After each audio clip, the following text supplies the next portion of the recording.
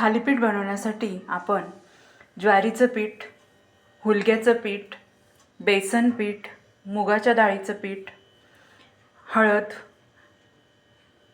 तीळ, धना जिरा पावडर, हिरवी मिरची, लसूण, आल्याची पेस्ट, मीठ आणि भाज्यांमध्ये आपण दुधी घेणार आहोत थोडा, तसेच मेथी धुवून बारीक चिरून घेतली आहे आणि पालक पण बारीक चिरून घेणार आहे आणि थोडा कांदा चिरून घेत आहे। आता हे सगळे पिठं मिक्स करून त्यात सगळ्या भाज्या पण मिक्स करणार आहे मी।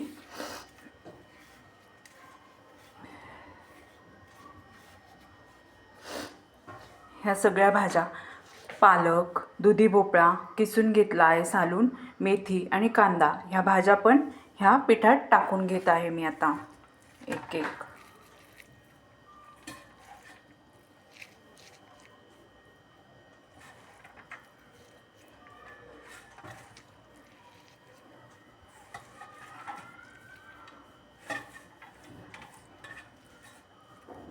याला भिजवायला पाणी लागणार नाही आहे जास्त, ह्या भाज्यांचं जे पाणी आहे त्यातच ते पीठ भिजवलं जाणार आहे। लहान मुलं भाज्या खात नाही, दुधीची भाजी खात नाही, पालक खात नाही, तर त्यांना भाजी कशी खाऊ घालायची, तर हे अशी ट्रिक वापरून आपण मुलांना भाज्या व्यवस्थित खाऊ घालू शकतो। आवडीने मुलं खातात हे आणि सगळे हुलग्याचं पीठसुद्धा पोटात जातं।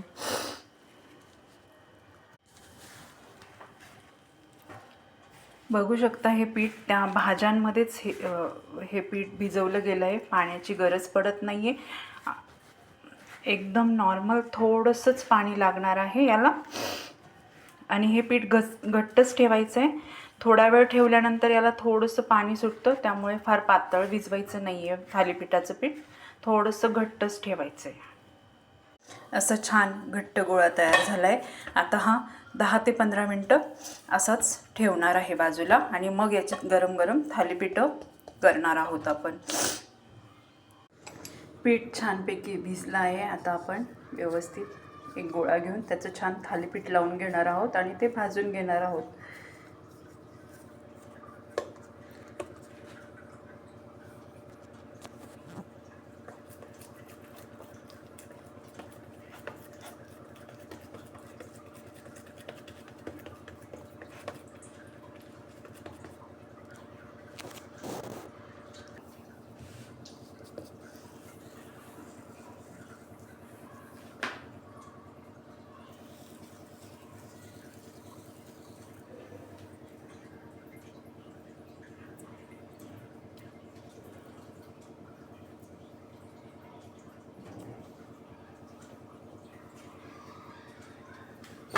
तवा छान तापला आहे, त्याला तेल लावून घेऊ आपण छानपैकी।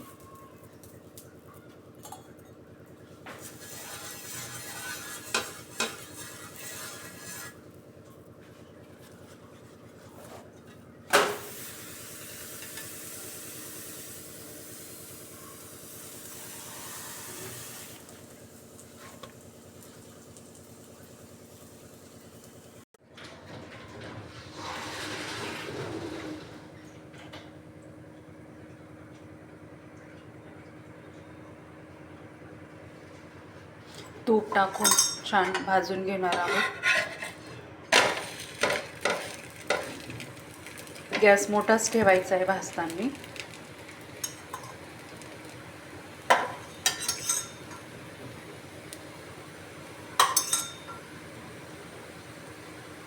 बारीक गॅस ठेवला की थालीपीठ कडक होतं, आपल्याला कडक करायचं नाही आहे। कोणाला आवडत असेल कुरकुरीत तर मंद गॅसवर पण भाजू शकतात, पण मी मोठाच गॅस ठेवून भाजते। दोन्ही साईडनी छान खमंग भाजून घ्यायचं।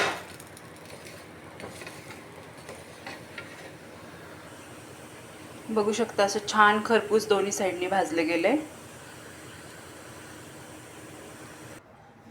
असं तुपाबरोबर, लोणच्याबरोबर किंवा दह्याबरोबरही तुम्ही खाऊ शकता।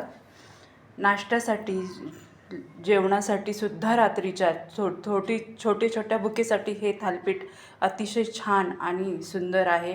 मुलं आवडीने खातील, सगळ्या भाज्यासुद्धा पोटात जातात, सगळे पिठं पोटात जातात। असं फायबर प्रोटीनयुक्त थालीपीठ तयार आहे।